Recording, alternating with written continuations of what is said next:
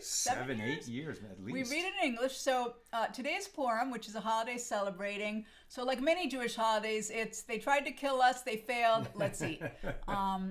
So this was in ancient Persia. The evil consigliere to the king, Haman, tried to literally genocide all the Jews. And thanks to the heroic Mordecai and Queen Esther, the Jews were saved. And so now it is a time of feasting, imbibing, and general merriment. Merriment. There's four mitzvot. There's 4 requirements on Purim that a Jew should do. One of them is to hear the Megillah reading. So now the way that you really need to do it, if you're Jewish, is to hear it publicly read in Hebrew from a scroll. So we did that last night. We did that this morning. I could barely just keep track. They read so fast. So I'm like just barely trying to keep track of where we are, on the page. Wasn't really paying attention to what was being read. So now this is an opportunity, whether you've heard a Megillah in Hebrew, whether you haven't, now we can actually hear the book of Esther in English. In English. Okay.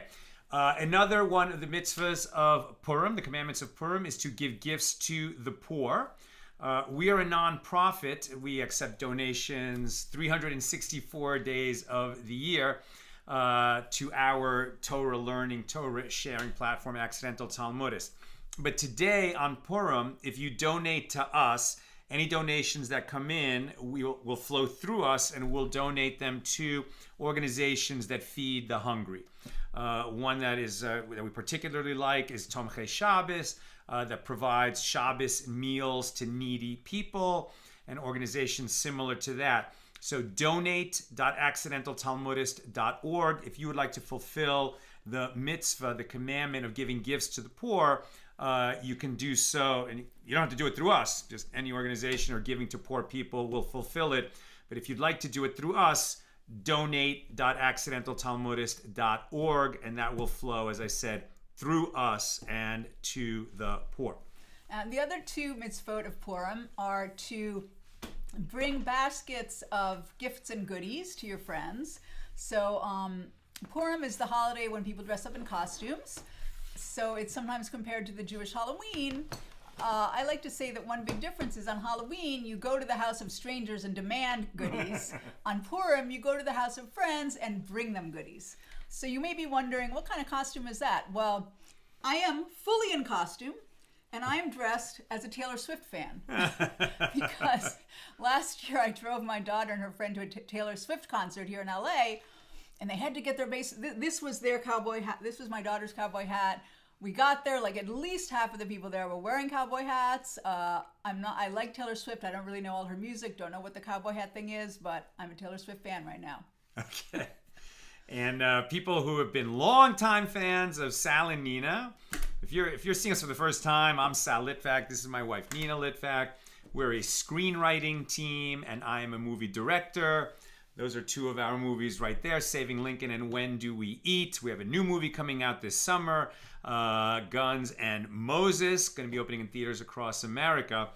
But those who've been with us for a long time may realize that this hat made a very special appearance in our first movie, When Do We Eat? And I'll just add, the last mitzvah of Purim is a Suda, which is a really delicious, big celebratory meal. But there's an issue this year, because this year Purim is on a Friday. And so, of course, we have our Friday night, amazing, lavish, delicious meal. And you're not supposed to have a meal that's better than the Shabbos meal on Friday. There's various halakhic issues relating to that. So our community, what we're actually doing is having a Purim Suda, having that meal like kind of right before Shabbos, and then it kind of like flows. Very, very strict Shabbos. Rabbinic supervision. Yeah, don't try this at home. Don't try this at home. Like, just 10 differences of when Purim falls on Friday. Yeah. All right, let's get into the promised content of this feed, which is reading the book of Esther. Okay, chapter 1. And we'll switch off chapters? Sure. Okay, so I'll start with chapter 1. Can I interrupt you if I have something to say? Does it matter whether I say yes or no? You know what? If I have something to say, I'll wait till it's my turn. No, you can interrupt. This is not a Megillah reading in that sense. Right. It's a casual, which you would never informal. when it's read in Hebrew from a scroll. But no, we can definitely be learning. This is a learning opportunity.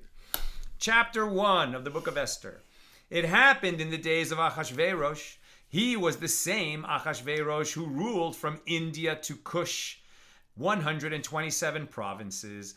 In those days, when King Achashverosh sat on his royal throne, which is in Shushan, the capital, in the 3rd year of his reign, he made a feast for all of his ministers and servants, the army of Persia and Media, the governors and the ministers of the provinces in his presence, when he displayed the glorious wealth of his kingdom and the splendorous beauty of his majesty for many days. 180 days. That's a party. What? And when these days were completed, the king made a 7-day feast for all the people in Shushan, the capital, from the greatest to the smallest, in the courtyard of the garden of the king's orchards. Once you've had a party for 6 months, how do you finish it? With a week-long party. That's the after party. And he draped white, green, and blue cloths embroidered with threads of linen and purple wool over silver columns and marble pillars for the guests to sit on. He arranged gold and silver divans for the guests to recline on during the feast on a floor of various precious stones, bahat and shesh and dar and sacharet. And he instructed his butlers to pour with golden vessels, and there were vessels of different kinds, and there was royal wine in abundance as befitting a king. The drinking was appropriate without coercion, for so had the king established, ordering all the stewards of his household to do in accordance with the desire of each and every man. Nobody's arm had to be twisted to drink the wine, right? Nobody's arm had to be twisted. And our sages teach that the vessels that were being used here, right, so this is King Achashverosh, and he is a successor shortly after Nebuchadnezzar. Right, so it was the Babylonian emperor Nebuchadnezzar that destroyed the first temple, took the vessels, the holy vessels from the temple, back to Bavel, to Babylonia. The Babylonians then were defeated. Nebuchadnezzar was killed, and the Persians took over that empire and expanded it. And so now Achashverosh has the golden vessels from the Holy Temple in Jerusalem that Nebuchadnezzar had taken, and that's what's being used at this party. So it's terribly sacrilegious and absolutely awful. And one of the questions that our sages ask is, why did it happen that there was this decree on all the Jews in the course of this story that they should die? And perhaps it's because they were there flattering the emperor and totally uncaring that these vessels that were being used were of such great holiness.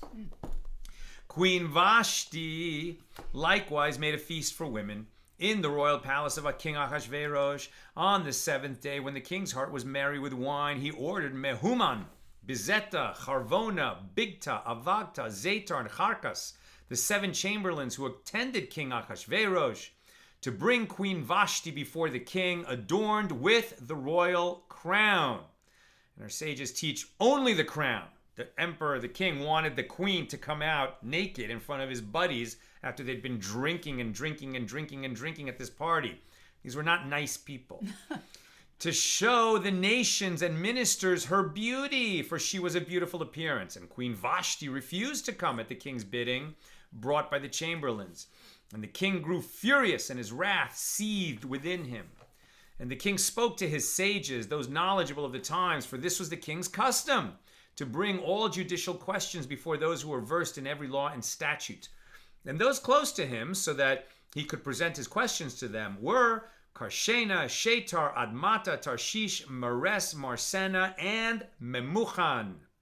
These were the 7 ministers of Persia and Media who had access to the king and ranked highest in the kingdom. And he said to them, by law, what should be done with Queen Vashti for failing to obey the king, for failing to obey the order of King Achashverosh brought by the chamberlains? And Memuchan, and some say this was Haman, declared before the king and the ministers, it is not only against the king that Queen Vashti has sinned, but against all the ministers and all the nations and all the provinces of King Achashverosh. For word of the queen's act of belittling the king will reach all the women, causing them to also belittle their husbands in their eyes. For they will say, King Achashverosh commanded that Queen Vashti be brought before him, and yet she did not come. This very day, the noble women of Persia and Media who have heard of the queen's deed will repeat it to all the king's nobles, creating much disgrace and anger. So if it please the king, Let a royal edict issue from him, and let it be written into the laws of Persia and Media, and let it not be revoked, that Vashti did not appear in front of King Ahasuerus, and let the king confer her royal title upon another woman who is better than she. And the king's decree about what he will do to Vashti shall be heard throughout his kingdom, for it is great, and all the women will give respect to their husbands, from the greatest to the smallest. And this idea pleased the king and the ministers, and the king did as Memucan advised. And he sent letters to all the king's provinces, to each province in its script, and to each nation in its language, saying that every man shall be master in his home, and that he speak the language of his nation. And that concludes chapter 1 of the book of Esther. We'll let Nina take over, and commending Renee for making a donation on behalf of the poor. Thanks, Renee. We love you, Renee. Remember, all donations through our organization today will go to poor people, so you can fulfill the mitzvah of giving gifts to the poor on Purim. If you want to do that. Specifically food. Specifically food. Giving food to the poor. So organizations that will feed the poor. If you want to do that through us, donate.accidentaltalmudist.org. So this version of the Megillah has chapter names that they added. So this is Search for a New Queen. After these events, when King Ahasuerus's wrath had subsided, he remembered Vashti, what she had done, and what had been decreed upon her. So the king's attendants advised, let virgin maidens of beautiful appearance be sought for the king, and let the king appoint officers in all the provinces of his kingdom, and let them gather every virgin maiden of a beautiful appearance to Shushan the capital, to the harem under the charge of Haigah, chamberlain of the king, custodian of the women. I think it's probably a eunuch, right? Yeah. Yeah. Chamberlain of the king, custodian of the women, and let their cosmetic lotions be provided, and let the maiden who finds favor in the king's eyes become queen in Vashti's stead. The plan pleased the king, and he enacted it. Esther is brought to the palace. There was a Judean man in Shushan the capital, and his name was Mordecai, son of Yair, son of Shimei, son of Kish, a Benjaminite. So he was part of the tribe of Benjamin. He had been exiled from Jerusalem with the exiles who had been exiled along with Jeconiah, king of Judah, whom Nebuchadnezzar, king of Babylon, had sent into exile. He had raised Hadassah, Esther, she is Esther, it's a different name for her, the daughter of his uncle, for she had neither father nor mother. The maiden had beautiful facial features and a lovely complexion. And after her father and mother died, Mordecai adopted her as a daughter. It happened that when the king's order and edict became known, and many maidens were gathered to Shushan the capital under the charge of Haggai, Esther was taken to the palace under the charge of Haggai, custodian of the women. The maiden found favor in his eyes and won his kindness, so he rushed to provide her with her cosmetic lotions and meals, as well as the 7 maidens from the king's palace, which she was entitled to be provided with. He treated her and her maidens differently, pampering the harem. Esther did not divulge her race or ancestry, since Mordecai had instructed her not to divulge it. So just to set the stage, so this beautiful Jewish girl living probably in a Jewish neighborhood is plucked from everything she ever knew, from her family, her community, plopped right into the palace, and she didn't want them to know she was Jewish. Anything could happen. So so that's top secret at this point. Every day Mordecai would stroll in front of the harem courtyard to find out how Esther was faring and what would be done with her. He must have been terrified. When each maiden's turn came to go to King Ahasuerus, after undergoing the prescribed 12-month care for women, so when she got there, the members of the harem had to prepare for a whole year. For only then would their period of beauty care be completed. 6 months with oil of myrrh, and 6 months with perfumes and women's cosmetic lotions, with which the maiden would appear before the king. She would be provided with whatever she requested to accompany her from the house of the women to the palace. In the evening she would go, and in the morning she would return to the second harem under the charge of Sha'ashgaz, the king's chamberlain, custodian of the concubines. She would not go to the king again unless the king desired her, whereupon she would be summoned by name. Esther becomes queen. And when the time came for Esther, daughter of Abihail, the uncle of Mordecai, who had adopted her as a daughter, to go to the king, she did not request anything other than what Haggai, the king's chamberlain, custodian of the women, would advise. Esther found favor in the eyes of all who beheld her. So she was beautiful inside and out. Esther was taken to King Ahasuerus to his palace in the 10th month, which is the month of Tevet, in the 7th year of his reign. The king loved Esther more than all the women, and she won his favor and kindness more than all the virgins. So she's now not just one of the concubines. He placed the royal crown on her head and made her queen in Vashti's stead. And the king made a grand feast for all his ministers and servants, the Feast of Esther. He offered a relief for the provinces and gave presents befitting a king. When the virgins were gathered a second time and Mordecai was sitting at the king's gate, Esther would not divulge her ancestry or race, as Mordecai had instructed her. Esther followed Mordecai's instructions just as she had done while under his care. Mordecai saves the king.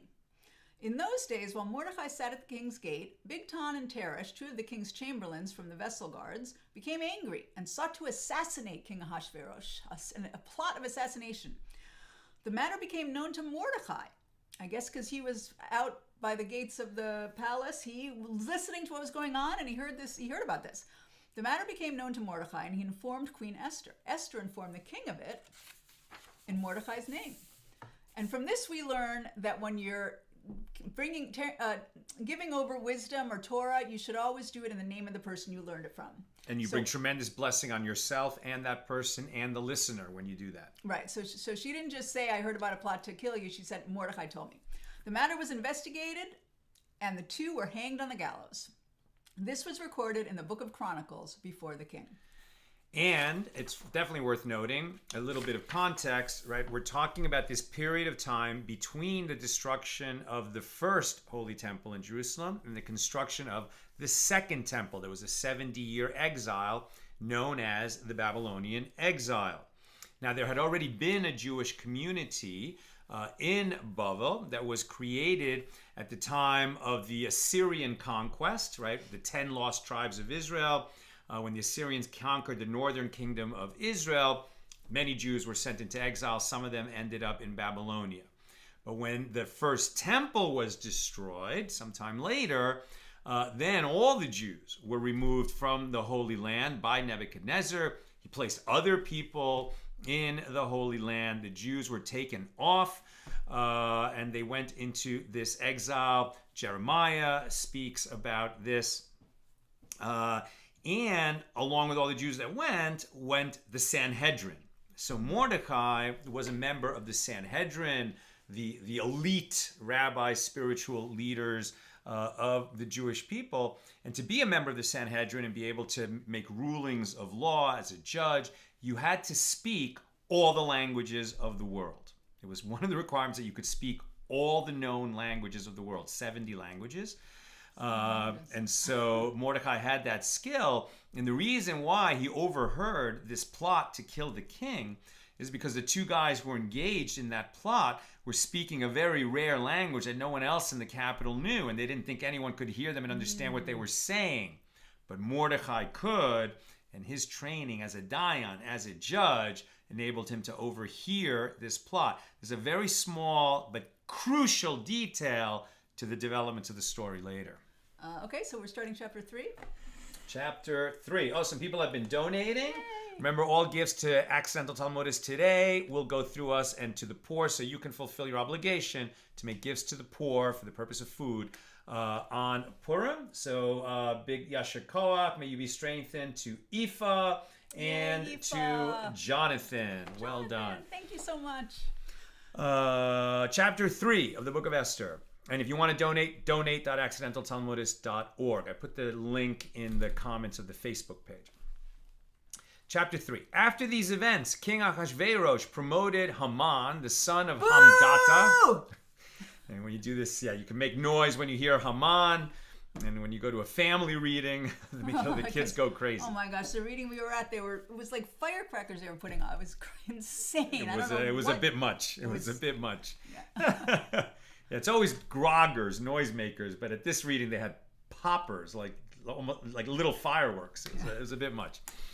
Okay, after these events, King Ahasuerus promoted Haman, son of Hamdata, the Agagite, and raised him up. And he placed his seat above all his fellow ministers. All the king's servants at the king's gate kneeled and bowed to Haman, for so had the king commanded concerning him. But Mordecai would neither kneel nor bow. And the king's servants at the gate said to Mordecai, "Why do you transgress the king's command?" It happened when they had said this to him day after day, and he did not listen to them. They told Haman to see if Mordecai's words would prevail, for he had told them that he was a Jew and he would not bow to Haman.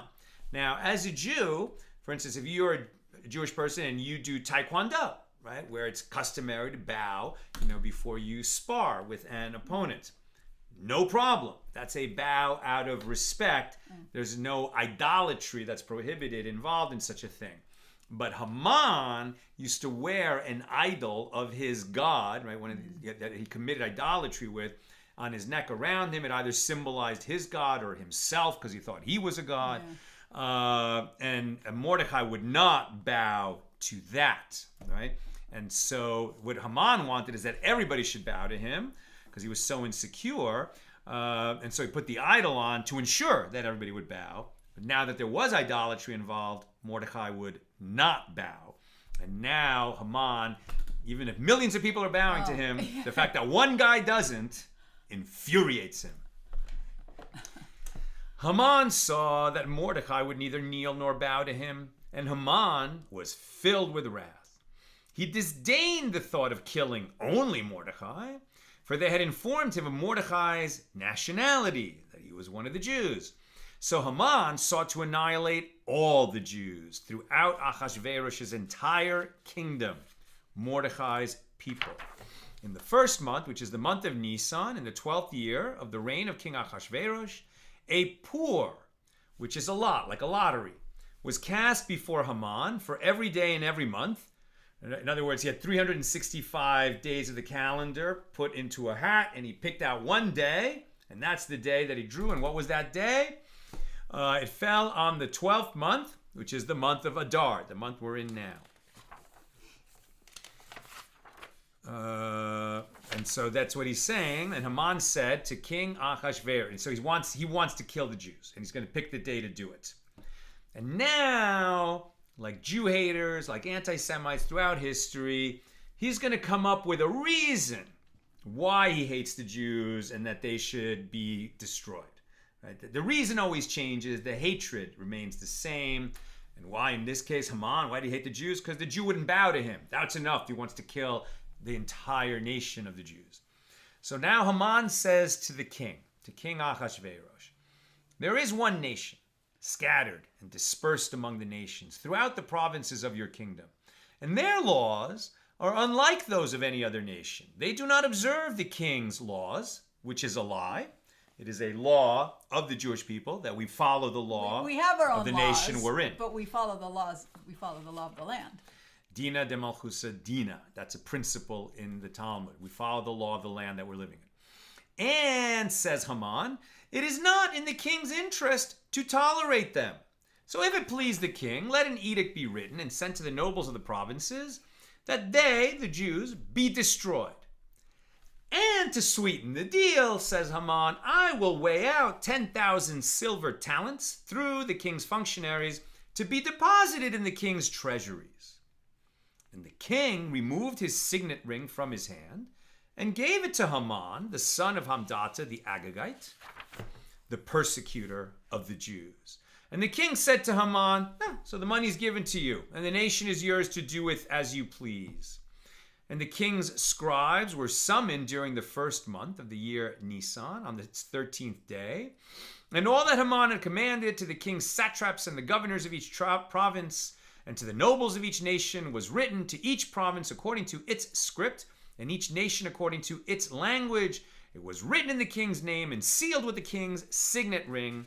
Letters were sent with couriers to all the provinces of the king to annihilate, murder, and destroy all the Jews, from young to old, children and women, on one day, the 13th day of the 12th month of the year, which is the month of Adar, and to plunder their possessions.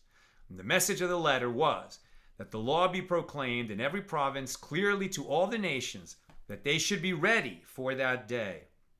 And the couriers hurried out by order of the king, and the law was proclaimed in Shushan, the capital. And the king and Haman sat down to drink, and the city of Shushan was in turmoil. That's the end of chapter 4, but I'll just mention something that was fascinating to me, historical context that I learned from my dear friend, Rabbi Aaron Parry of blessed memory.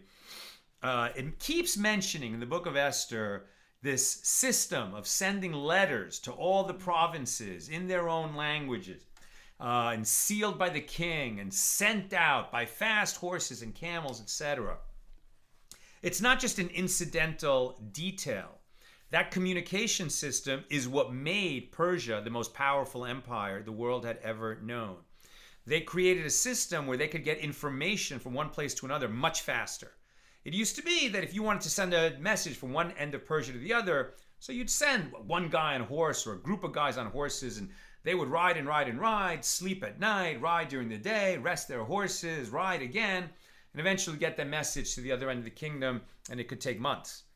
But they invented a system, basically the first Pony Express, where there were stables of horses everywhere, and a fast horse or camel would get from one stable to the next, and then the message would be transferred to another rider on a new horse, and it would take off galloping.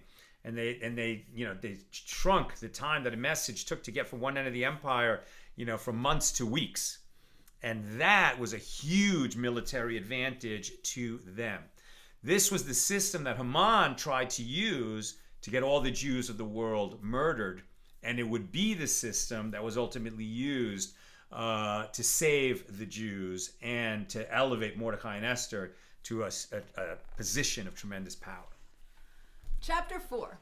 Mordecai asks Esther to intervene. Mordecai knew all that had occurred. Mordecai tore his clothes and donned sackcloth and ash, so he's behaving as one in mourning, because it's so terrifying, this decree. He went out into the city and cried out with a great and bitter cry. He went up into the king's gate, for it is not to... He went up until the king's gate, for it is not proper to enter the king's gate wearing sackcloth. And in every province, wherever the order of the king reached, and his law was proclaimed, there was great mourning among the Jews, and fasting, crying, and wailing, which, by the way, yesterday was a fast day, possibly in honor of the way that the Jews of Shushan were fasting. Jews and fasting, crying, and wailing, sackcloth and ash were spread out for the masses. I mean, just get the picture, right? Imagine that you wake up one morning and you see on CNN and the New York Times and every major publication that on such and such a date, a few months from now, all of the Jews in the world will be murdered. That's what they read. That is the news that came through.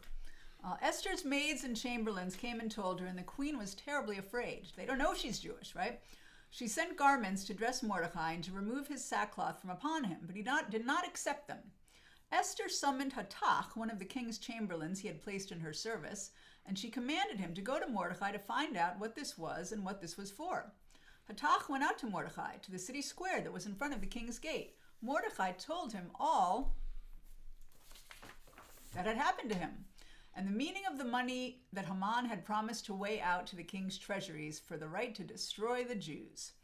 He also gave him the message of the edict that was proclaimed in Shushan, calling for their annihilation, to show it to Esther, not knowing she's Jewish, and to tell her about it, and to instruct her to go to the king to beseech him and plead with him on behalf of her nation. Hatach went and relayed the words of Mordecai to Esther. Esther spoke to Hatach, commanding him to relay to Mordecai, all the king's servants and the people of the king's provinces know that any man or woman who goes to the king and enters the inner courtyard without being summoned, his is but one verdict, execution. You can't just go to the king. You have to wait for the king to call you. The only exception is the person to whom the king extends his golden scepter. He may live, and I have not been summoned to come to the king for 30 days now. They relayed Esther's words to Mordecai. Mordecai said to respond to Esther, "Do not think to yourself that you will find refuge in the king's palace, and thus be saved from among all the Jews. For if you will remain silent at this time, relief and salvation will arise from the Jews from another source, and you and the house of your father will be lost. And who knows if at about this time next year, on the day of annihilation, you will retain your royal position and thus find refuge in the palace." So Esther's saying, I can't go to the king, he'll kill me. If he finds out I'm Jewish, he'll kill me. And Mordecai says, you have to go. Your people is relying on you, and maybe this is the entire reason why you were plucked from obscurity and put into the palace in the first place, to save your people. And you know what? God is with us. So if it's not you, it's going to be somebody else. But you are in the right position to do it. And I would say that's a very relevant teaching in all that's happened and the overt and loud and strident anti-Semitism that we've seen since October 7th of 2023. And there are a lot of Jews in prominent positions who haven't said a word. Hollywood, where are you? Hello. Yeah. And tremendous credit. The silence is deafening. Yeah. And tremendous credit to everyone who's in a position of prominence and used their position to speak up on behalf of the Jewish people. Michael Rappaport. There's a handful, and that's all, because people are cowards. Esther said to respond. So now she's Mordecai's like, you got to do this. So she said to respond to Mordecai, go and gather all the Jews who are in Shushan and fast for my sake. I guess this is why we're fasting yesterday. Do not eat and do not drink for 3 days, night and day. What? Yeah, 3-day fast. Do not drink for 3 days, night and day? I mean, you could go 3 days without eating, but that's, wow. My maids and I shall also fast in the same way. Then I shall go to the king, though it is unlawful. And as I have perished, so I will perish. Mordecai transgressed Torah law and did all that Esther had instructed him. What does that mean, Mordecai transgressed? Well, I think you can't have a 3-day fast. That's not. We have no 3-day fast. No. I don't know what she meant. Maybe she just meant no unnecessary water. You can certainly fast for 3 days and survive, but I don't think you can go without water for 3 days. No, I don't. So it's a little bit unclear exactly what was going on there, but it was a serious fast, that's for sure. Mm-hmm. Okay, chapter 5. And a big Yasher Koach to Aoife, Jonathan, Barbara, and Liana, who have donated. Again, all donations to us go through our organization today and are going to be gifts to the poor. Directly to feed people who need food. People who need food, so that you can fulfill your obligation to give gifts to the poor today. That's a mitzvah on Purim. So if you want to do that through our organization, donate.accidentaltalmudist.org. Okay, chapter 5. Esther goes to the king. It was on the 3rd day that Esther donned garments of royalty and stood in the inner courtyard of the palace, facing the palace. And the king was sitting on his royal throne in the palace, facing the chamber entrance. And it happened that when the king saw Queen Esther standing in the courtyard, she found favor in his eyes. And the king extended the golden scepter that was in his hand. And Esther approached and touched the tip of the scepter. And the king said to her, what need do you have, Queen Esther? What is your request? Even if it will be up to half the kingdom, it will be granted to you. And Esther said, if it please the king, let the king and Haman come today to the feast that I prepared for him. And the king said, rush Haman to fulfill Esther's bidding. And the king and Haman came to the feast that Esther had prepared. And at the wine feast, the king said to Esther, what is your plea? It will be granted to you. And what is your request? Even if it will be up to half the kingdom, it shall be done.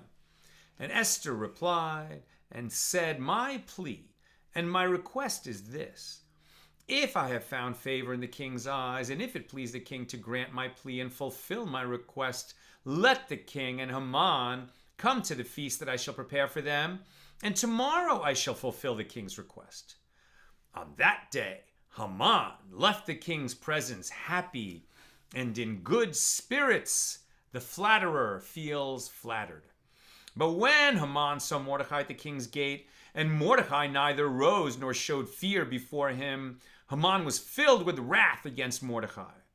Haman restrained himself and went to his house, and he sent for and brought his friends and his wife Zeresh. And Haman told them of his glorious wealth and his many sons, and about the extent to which the king had promoted him, and how he had raised him above all the king's ministers and servants.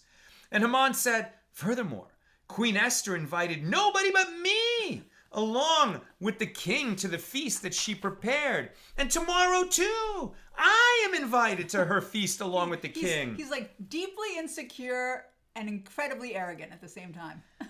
And he has the king's ear. And yet, says Haman, all this is worthless to me whenever I see Mordecai the Jew sitting at the king's gate. So his wife Zeresh, you should marry a woman of valor, a woman with good values. May you be blessed to marry such a woman like I have such a wonderful wife. Haman, here's the wife that he wasn't had. so lucky. So his wife Zeresh and all his friends said to him, have gallows made, 50 cubits high.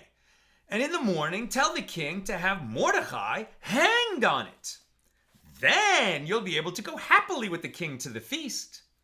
And Haman was pleased with the idea, and he made the gallows. That is chapter 5. Chapter 6. Mordecai's reward. On that night, the king's sleep escaped him. He had insomnia. He told his attendants to bring the book of records, the chronicles, and they were read before the king. It was found written that Mordecai had informed on Bigtan and Teresh, two of the king's chamberlains from the vessel guards, who had sought to assassinate King Ahasuerus. So this storyline from a couple chapters ago is coming back because the king didn't know about this, that it was Mordecai that saved his life. The king said, well, what honor and greatness have been accorded to Mordecai for this? The king's attendants said, nothing was done for him. The king said, who of my advisors is in the courtyard? Haman had come to the outer courtyard of the king's chambers to tell the king to hang Mordecai on the gallows he had made for him. The king's attendant said to him, behold, Haman is in the courtyard. The king said, let him enter. Haman entered, and the king said to him, what should be done for a man whom the king wishes to honor? Haman said to himself, whom would the king wish to honor more than me? Haman said to the king, for a man whom the king wishes to honor, let them bring a royal garment that the king has worn, a horse upon which the king has ridden, and the royal crown that has been placed upon his head. And let the garment and the horse be entrusted to the hands of one of the king's governing ministers, and let them dress the man whom the king wishes to honor, and let them lead him on the horse through the city square, proclaiming before him, so is done for the man whom the king wishes to honor. The king, pause, plot twist. The king said to Haman, hurry, take the garment and the horse, just as you have said, and do so for Mordecai the Jew, who sits at the king's gate. I can just imagine Haman's facial expression at this point. Omit nothing from all you have spoken. Haman took the garment and dressed Mordecai, and he led him through the city square and proclaimed before him, so is done for the man whom the king wishes to honor. Mordecai then returned to the king's gate, while Haman hurried to his house in mourning and with his head covered. Haman told his wife... this moment... It's so satisfying. It's a little Operation Grim Beeper, isn't it? A little bit, yeah. Maybe a lot. So satisfying. And yes. Haman, boy, he's just brought so low. Bro. But then you find out why his wife is part of the problem here. Yeah. So Haman hurried to his house. Now he's the one in mourning and with his head covered. Haman told his wife Zeresh and all his friends about all that had happened to him. His wise men and his wife Zeresh told him, if this Mordecai, before whom you have begun to fall, is of Jewish descent, you will not prevail over him, for you will certainly fall before him. Now they knew that the reason that Haman hated Mordecai is because he was a Jew that wouldn't bow down to him. And they said, oh yeah, hang him on a gallows 50 cubits high. And now that it's not going well for Haman, they're like, oh yeah, well, if he's Jewish, then you're going to lose, you're boned. These are fair weather friends who are just flatterers among the flatterers, among the flatterers. Surround yourself with people with good values. Clearly, this was just a community of valueless people. And then she turned on a dime. Yes. While they were still talking with him, the chamberlains of the king arrived, and they rushed to bring Haman to the feast that Esther had prepared. Chapter 7. Chapter 7. This chapter is called Haman's Downfall. The king and Haman came to drink with Queen Esther. Again, on the second day during the wine feast, the king said to Esther, what is your plea, Queen Esther? It will be granted to you. And what is your request? Even if it will be half the kingdom, it shall be done. And Queen Esther replied and said, if I have found favor in your eyes, O king, and if it pleases the king, let my life be granted to me by my plea, and the lives of my people by my request. We stand to be killed. Please, God, please, King, save my life. And by the way, we have a teaching that God's name is never mentioned in the Megillah, in the book of Esther, But whenever the word the king is written without Achashverosh next to it, we're to understand that it's God's unseen hand operating in the story. The King of Kings. Exactly. So says Esther, for my people and I have been sold to be annihilated, killed, and destroyed. Had we been sold as slaves and maidservants, I would have kept silent. I am speaking up because the persecutor is not concerned with the king's loss. And he intends to kill us. And King Ahasuerus said to Queen Esther, who is this? And which one is he? Mihu zeh ve'ezehu. Who is this and which one is he? Who had the audacity to do such a thing? Who said he's going to murder the queen? Right? The king is asking. And Esther said, a man who is a persecutor and an enemy, this evil Haman. Haman was aghast in the presence of the king and the queen. And the king arose in his wrath from the wine feast and went to the orchard's garden. That's the strangest exit of all. He's just been told that Haman wants to kill the queen and all the Jews. And he's so angry that he storms out of the room. And leaves her alone with him. This is sort of like, I don't know, writers, the writer needed this moment. Okay, so what's happening? He storms out of the room into the orchard's garden. And now Haman stood up to beg Queen Esther for his life because he saw that the king's hostility towards him was determined. And now he's begging, right? He's like throwing himself on the queen's knees, but he's touching her. And the king returned from the orchard's garden to the wine feast chamber, and Haman was falling on the divan upon which Esther was reclining. And the king said, does he also intend to have his way with the queen while I am in the palace? As soon as these words left the king's mouth, the face of Haman was ashen. And Harvona, one of the chamberlains, let's remember that name, Harvona, one of the chamberlains of the king who stood before the king, said, furthermore, there are the gallows that Haman made for Mordecai, who spoke up for the king's good and saved him from assassination. And these gallows are standing at Haman's house, 50 cubits high. And the king said, hang him on it. And they hanged Haman on the gallows that he had prepared for Mordecai. And then the king's wrath abated. The phrase hoisted on his own petard comes to mind. That's the one. That's the one. Chapter 8. And a big shkoya to Kevin Valentine, who gave gifts to the poor through our site today. All donations go to the poor for food insecure people. We'll donate to organizations to take care of that. So if you want to make gifts to the poor today through us, donate.accidentaltalmudist.org. Esther pleads for the withdrawal of Haman's decree. So Haman himself is dead now, but remember, he sent out all those letters to all the provinces saying, kill the Jews. So that's still happening. On that day, King Ahasuerus gave Queen Esther the estate of Haman, persecutor of the Jews. And Mordecai came before the king, for Esther had told the king how he was related to her. The king removed his signet ring, which he had taken from Haman, and gave it to Mordecai. And Esther appointed Mordecai over Haman's estate. Esther again spoke before the king and fell before his feet. She cried and beseeched him to avert the evil scheme of Haman the Agagite and his plot that he had plotted against the Jews. The king extended the golden scepter to Esther, and Esther came and stood before the king. She said, if it please the king, and if I have found favor before him, and the idea is proper before the king, and I am pleasing in his eyes, let it be written to all the provinces ordering them to return the letters containing the plot of Haman, son of Hamidata the Agagite, who had written instructions to destroy the Jews who lived throughout the king's provinces. How can I endure and survive while beholding the calamity that will befall my people?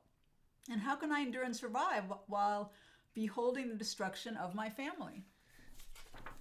It's not enough to save me and the Jews in Shushan. You've got to stop these letters that went out and decreed that all the Jews around the entire empire would be murdered. The new edict. King Ahasuerus said to Queen Esther and Mordecai the Jew, "Behold, I have given Haman's estate to Esther, and he was hanged on the gallows for raising his hand against the Jews. As for you, write a letter concerning the Jews as you please in the king's name, and seal them with the king's signet ring, because a letter written in the king's name and sealed with the king's signet ring should not be withdrawn." The king's scribes were then summoned in the 3rd month, the month of Sivan, on the 23rd day, and an edict was written according to all that Mordecai instructed the Jews, the satraps, the governors, and the nobles of the provinces from India to Cush, 127 provinces, to each province according to its script, and to each nation according to its language, and to the Jews according to their script and language. He wrote it in King Ahasuerus' name and sealed it with the king's signet ring. He sent the letters by couriers who traveled speedily on horseback, like you were talking about, riders of speedy camels, the B'nai Harachamim. The edict stated that the king had allowed Jews of every city to gather and stand up for their lives, to annihilate, kill, and destroy every army of any nation or province that oppresses them. So they have the right to fight back, right? Including their children and women, and to plunder their possessions on one day in all the provinces of King Ahasuerus on the 13th of the 12th month, which is the month of Adar. Copies of the edict were sent to be proclaimed as law in every province, clearly to all the nations, and so that the Jews would be ready for that day to take revenge upon their enemies.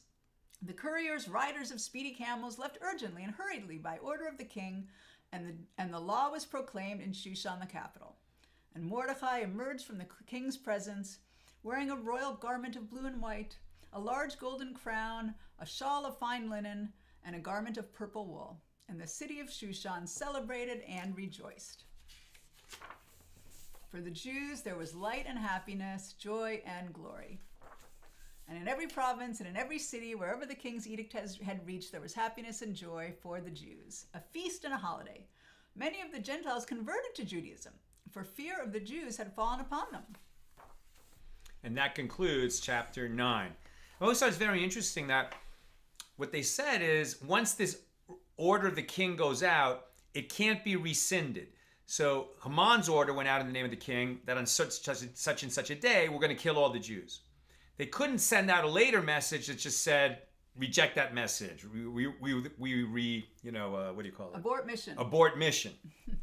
Rather, it had to be a different kind of message that, forestalled that murder, but in a different way, not by withdrawing the message of the king. And so rather, it said, the Jews are empowered to kill all their enemies and not be killed by them. But if it was in the Jews' power to defeat their enemies, why was it such an awful edict the first time? If they had the power already to defeat their enemies, so maybe what it meant was, well, if just rabid Jew haters rise up, no one else will help them, and the Jews will be able to defeat them because those instigators of mobs were not going to have mobs behind them. But I think it also teaches, just how powerful it is when you give a friend chizuk, right? When you give him strength, when you tell him you can do this. That's not a small thing, right? When you tell somebody, who's having anxiety, who has fear, you can do this. And it really will be helpful to that person. And that's a power that we all have. Chapter 9. The Jews vanquish their enemies.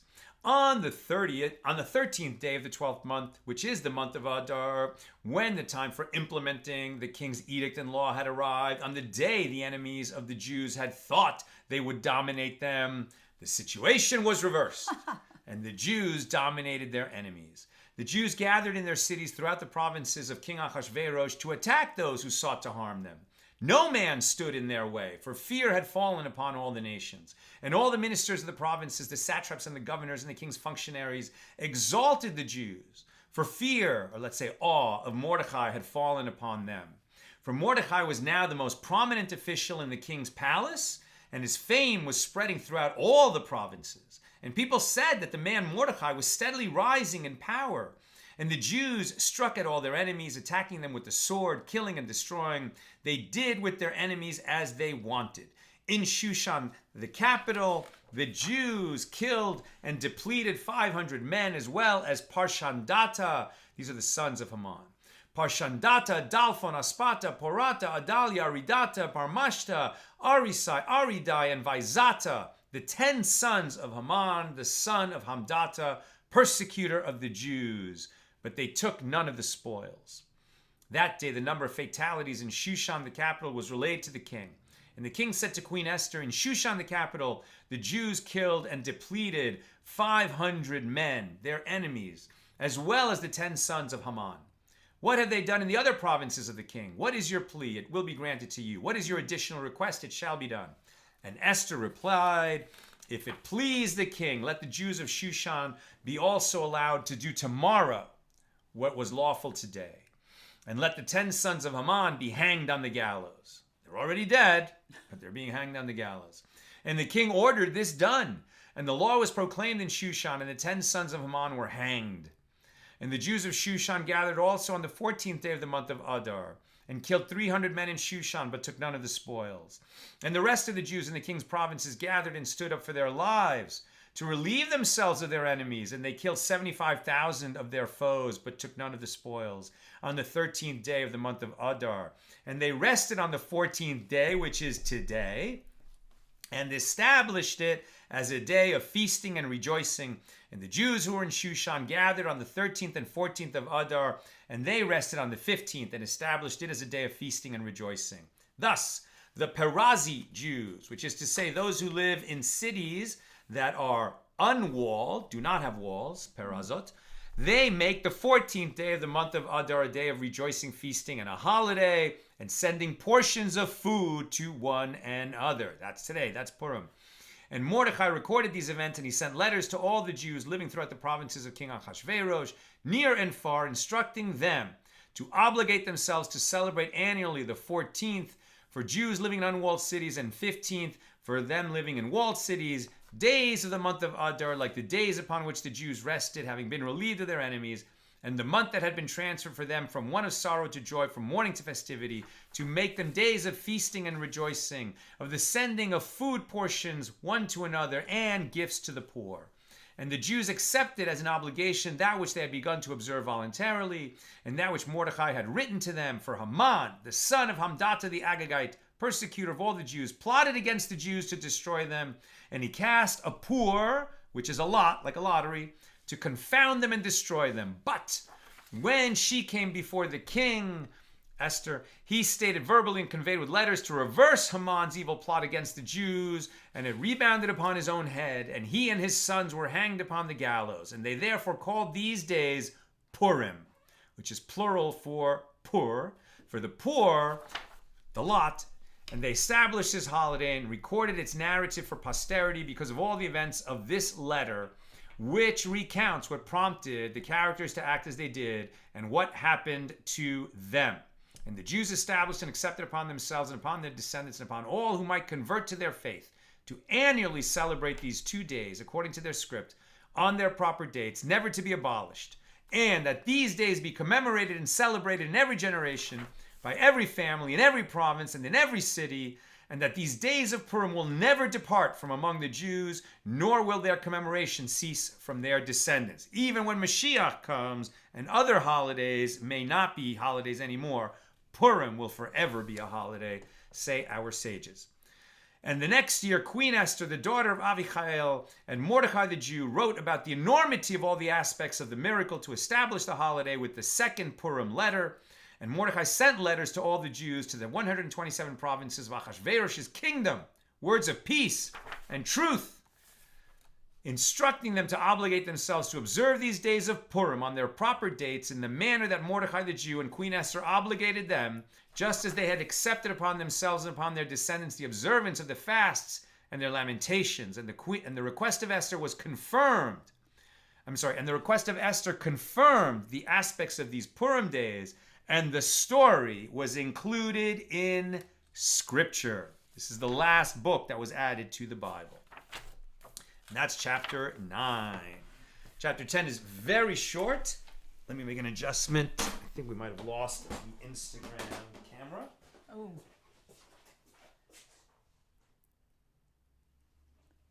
I think we ran out of battery. I think we did.